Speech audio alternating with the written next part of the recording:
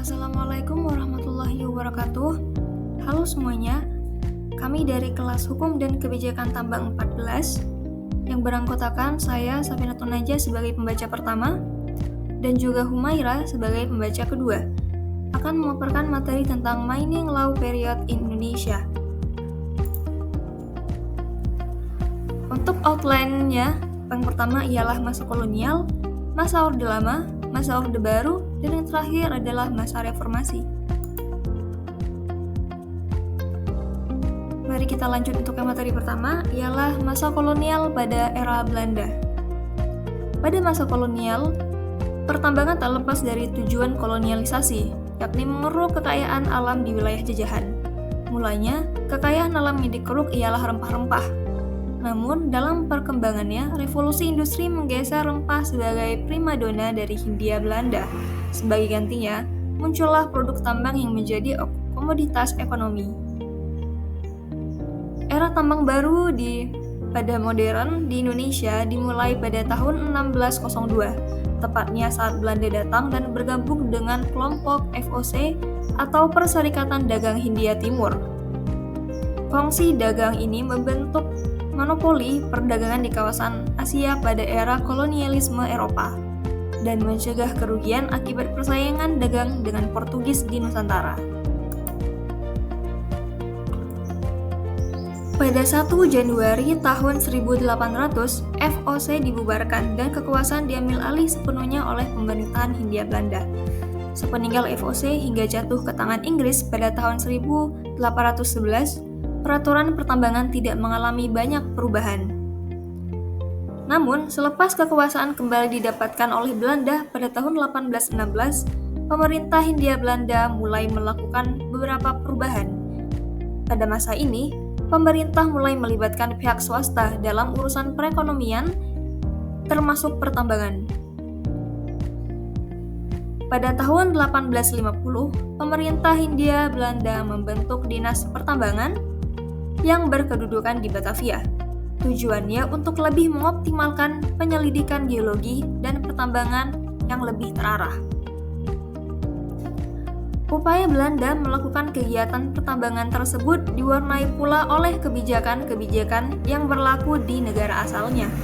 Aturan pertambangan pertama dibentuk bernama Beijing Reglement pada tahun 1850. Dengan adanya peraturan pertambangan ini, pemerintah berwenang untuk memberikan hak atau konsesi penambangan pada pihak swasta, yakni yang dimaksudkan dalam sini ialah warga negara Belanda. Namun, pemberlakuan ini pada kala itu hanya diterapkan secara terbatas untuk daerah yang ada di luar Pulau Jawa. Belanda menghindari adanya kemungkinan konflik tumpang tindih antara hak pertambangan dan sistem tanam paksa yang telah lebih dulu diberlakukan di Pulau Jawa. Namun, di sisi lain, pemberian konsesi mulai dirasa memberikan lebih banyak keuntungan kepada pihak swasta. Sementara pemerintah Hindia Belanda hanya menerima 20% dari keuntungan bersih. Oleh karenanya dirasa tidak memberikan keuntungan, pada tahun 1930, pemerintah Hindia Belanda melakukan perubahan dengan membentuk NIAM. NIAM merupakan perusahaan patungan antara pemerintah dengan perusahaan minyak asal Belanda. BPM dengan pembagian keuntungan 50-50. Kemudian pada tahun 1899, Belanda menerbitkan peraturan baru pada tahun 1899 nomor 214, yakni cikal bakal regulasi ini adalah Undang-Undang Pertambangan tahun 1810 yang menggantikan Undang-Undang Pertambangan tahun 1791 di kota Limburg. Peraturan 1899 ini mengatur secara khusus masalah perizinan publik di bidang pertambangan, termasuk penggolongan bahan galian dan perizinan yang bersifat konsesi. Dengan diterapkan aturan pertambangan ini, menegaskan bahwa akses eksplorasi tambang hanya dapat dilakukan oleh pemerintah Hindia Belanda. Adapun pemberian konsesi kepada swasta dapat dilakukan untuk jangka waktu hingga 75 tahun. Pemegang hak pengusahaan atau perusahaan juga diharuskan membayar sewa tanah kepada pemerintah kolonial. Sementara mineral, minyak, dan gas yang dihasilkan di area konsesi menjadi pemilik pemegang konsesi. Untuk perubahannya yakni terjadi pada tahun 1904, yakni menetapkan hanya warga negara Belanda, penduduk Hindia Belanda, atau perusahaan yang didirikan berdasarkan hukum Belanda atau Hindia Belanda yang berhak diberikan konsesi. Pada perubahan di tahun 1918, memungkinkan kepentingan asing non-Belanda untuk menetapkan hak konsesi, tetapi hanya untuk jangka waktu hingga 40 tahun. Selama penerapannya, pemerintah Hindia Belanda telah mengeluarkan 471 konsesi dan izin. Tercatat 268 diantaranya merupakan konsesi pertambangan untuk mineral atau bahan galian yang tercantum. Kemudian, 3 perusahaan pertambangan milik pemerintah Hindia Belanda, 2 usaha pertambangan patungan antara pemerintah dan swasta, serta 2 usaha pertambangan oleh swasta untuk pemerintah dengan perjanjian khusus. Lalu terdapat 14 kontrak eksplorasi dan 34 kontrak eksploitasi, serta 142 izin pertambangan mineral atau bahan galian yang tidak tercantum dalam peraturan ini.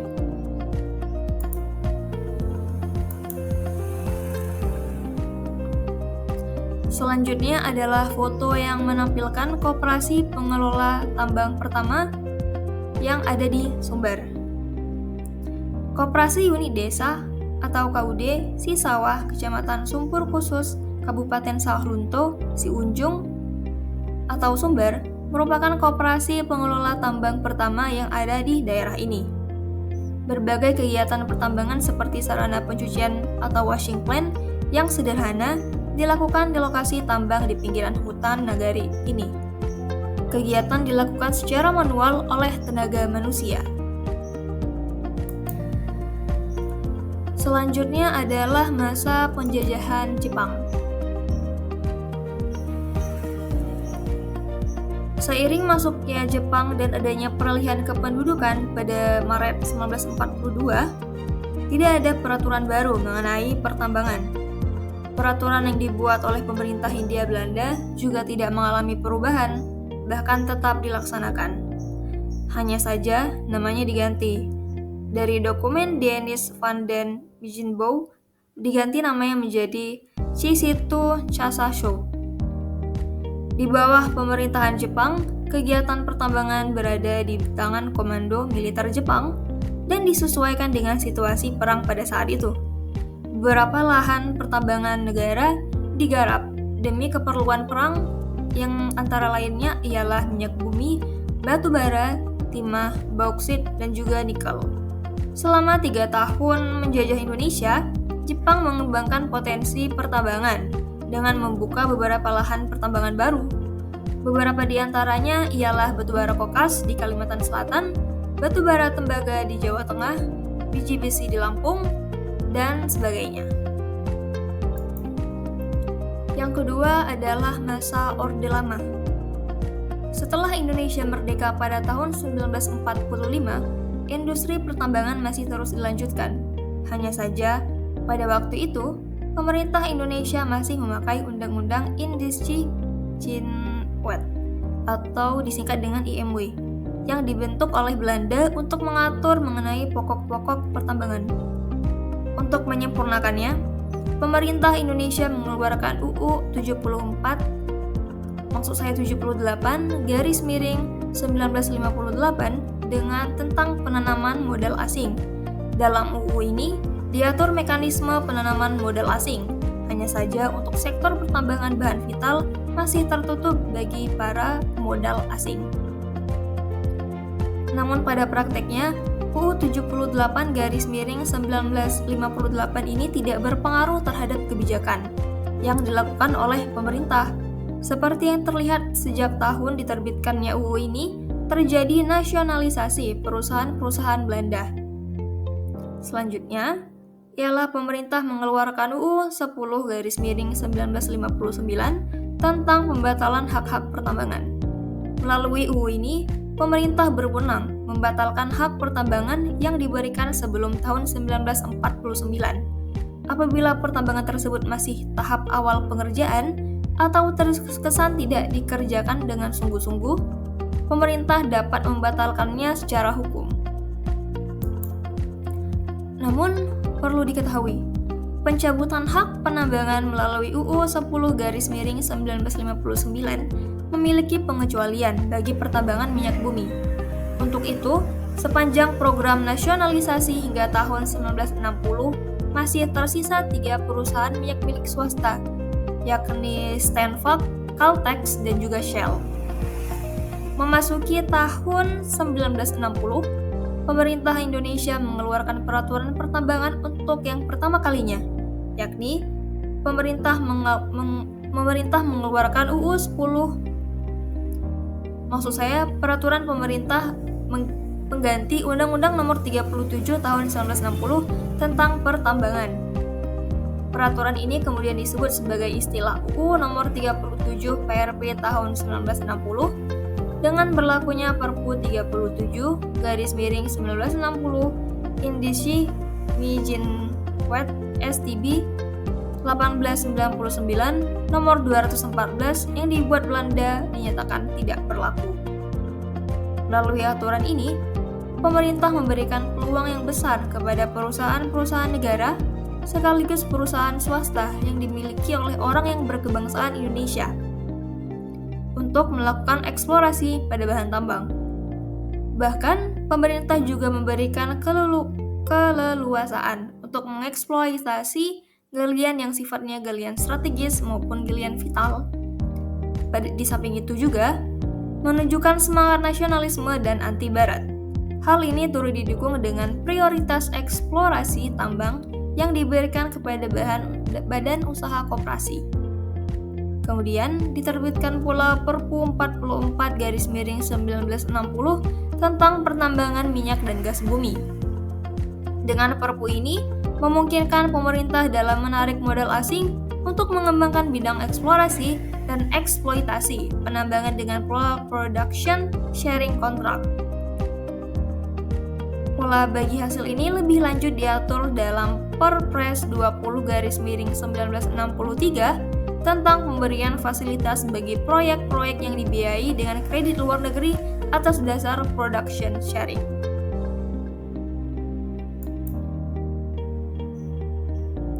Selanjutnya ialah gambar tambang batubara antrasit yang ada di Tanjung Enim, Sumatera Selatan, yang lebih banyak ditangani untuk ekspor dan peleburan timah dalam negeri. Foto ini diambil pada tanggal 14 bulan 12 tahun 1980. Untuk periode selanjutnya atau untuk era selanjutnya akan dijelaskan oleh teman saya Humaira. Kepada Humaira dipersilahkan. Perkenalkan, nama saya Humaira dengan NPM 2004 1080 10036. Pada kali ini saya akan menjelaskan terkait perkembangan mining law pada masa Orde Baru. Memasuki Orde Baru, kebijakan terkait pertambangan lebih dominan ditunjukkan untuk menarik investor asing.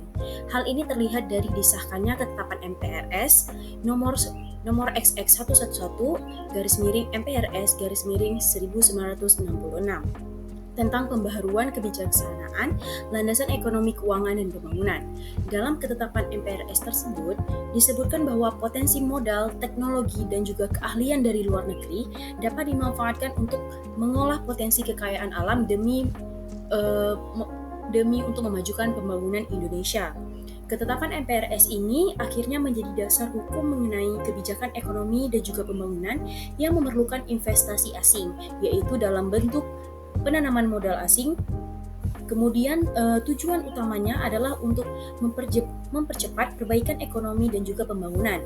Bukan hanya itu, sehubungan dengan aktivitas pertambangan yang memerlukan dukungan modal dalam jumlah besar, selanjutnya pemerintah juga mengeluarkan UU 1967 tentang penanaman modal asing ataupun UU PMA. UU ini menjadi titik awal masuknya investasi asing di Indonesia. Setelah disahkannya UU PMA pada tanggal 5 April 1967 dilakukan penandatanganan kontrak karya ataupun KK, penanaman modal asing yang pertama kalinya yaitu antara Freeport Sulphur Company atau FCS PT Freeport Indonesia milik Amerika dengan pemerintah Indonesia. Tercatat juga dalam kurun waktu antara tahun 1967 hingga 1972, setidaknya terdapat 16 perusahaan pertambangan luar negeri yang melakukan kontrak karya. Beberapa perusahaan tambang asing ternama yang masuk di antaranya adalah Alcoa, Bilton Mitch, Inco, Kennecott, dan US Steel. Ketika itu, total penanaman modal asing masuk Indonesia mencapai 2.488,4 juta dolar AS. Di tahun yang sama, pemerintah mengeluarkan UU 11 1967 tentang ketentuan-ketentuan pokok pertambangan. Melalui UU ini, negara memiliki otoritas mutlak untuk memberikan izin dalam melakukan ekstraksi semua sumber daya mineral kepada individu maupun kepada perusahaan. Regulasi ini memberi kesempatan kepada investor asing untuk menanamkan modalnya dalam pengelolaan pertambangan di Indonesia. Selain itu, juga memberikan kewenangan pengelolaan pertambangan kepada pemerintah pusat yang diserahkan kepada Menteri Pertambangan, khususnya untuk bahan galian golongan A dan golongan B. Undang-undang ini juga memperkenalkan sistem pengusahaan kontrak karya, perjanjian karya pengusahaan pertambangan batubara, kuasa pertambangan seperti tercantum dalam pasal 10. Berkaitan dengan jenis kontrak dan perizinan untuk melakukan penambangan, setidaknya ada 5 hal yang diatur dalam UU 11 1967. Pertama, kuasa pertambangan ataupun KP diperuntukkan bagi perusahaan nasional, baik BUMN maupun swasta. Kedua, kontrak karya ataupun KK yang diperuntukkan bagi penambangan golongan A dan juga golongan B, serta modal asing.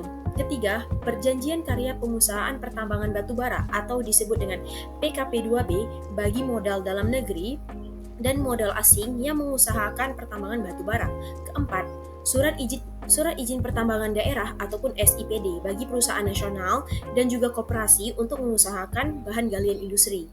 Kelima, ataupun yang terakhir itu ada surat izin pertambangan rakyat ataupun SIPR.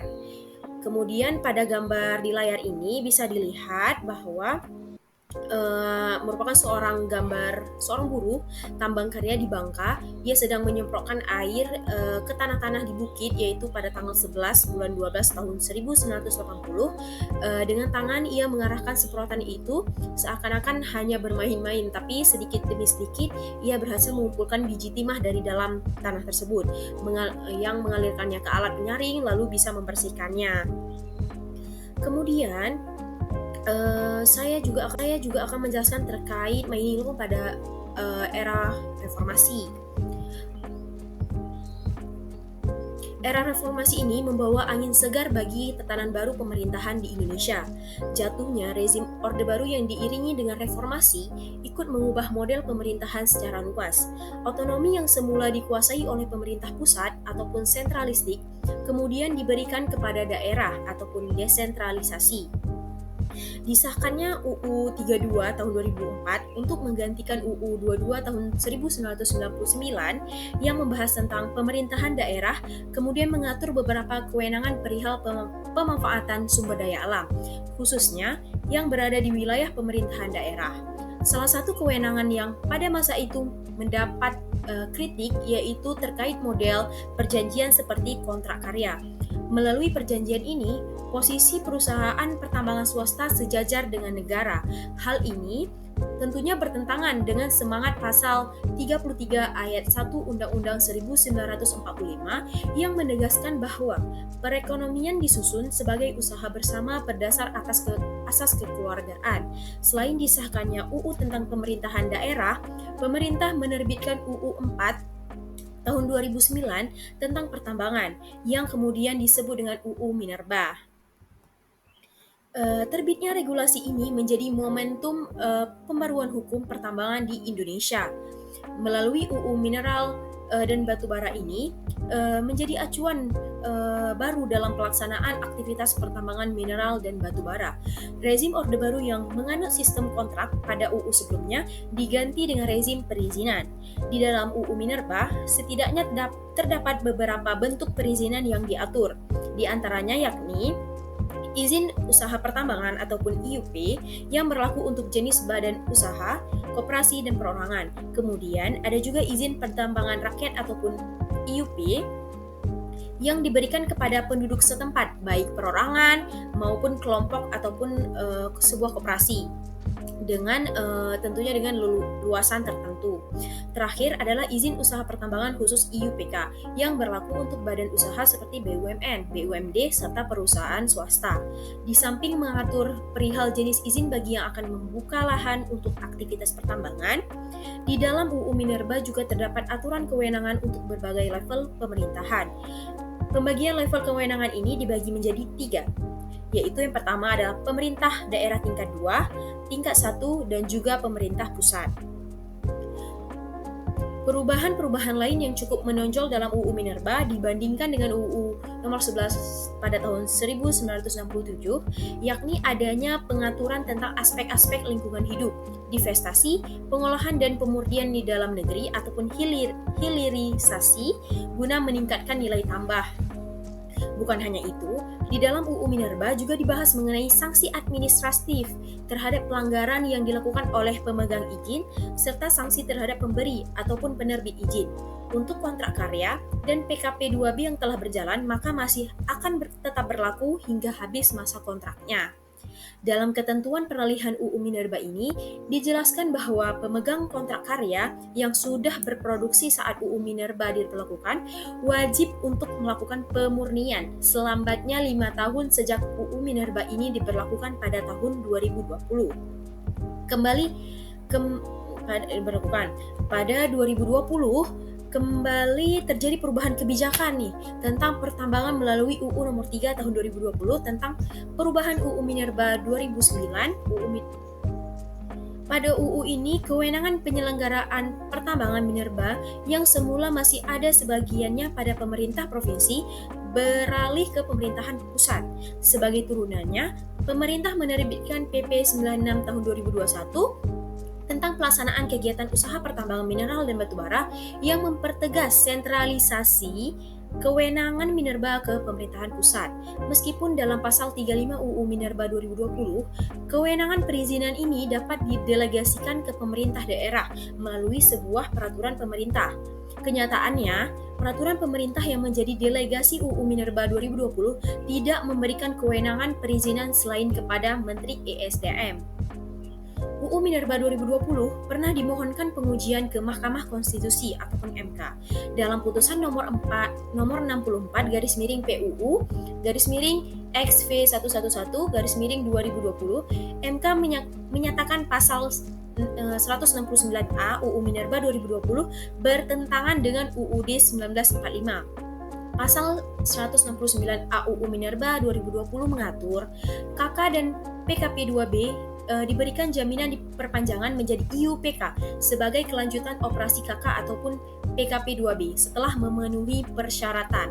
Putusan MK ini menjadi titik balik penguatan BUMN dan juga BUMD tambang untuk mendapatkan prioritas atas IUPK bekas KK dan juga PKP 2B. Bisa dilihat di layar, inilah 4 hal yang menjadi titik apa aja yang bisa kita lihat dari perubahan di masa reformasi tentang mining law. Sekian dari saya dan juga Safina Tunaja. Terima kasih atas perhatiannya. Saya ucapkan Assalamualaikum warahmatullahi wabarakatuh.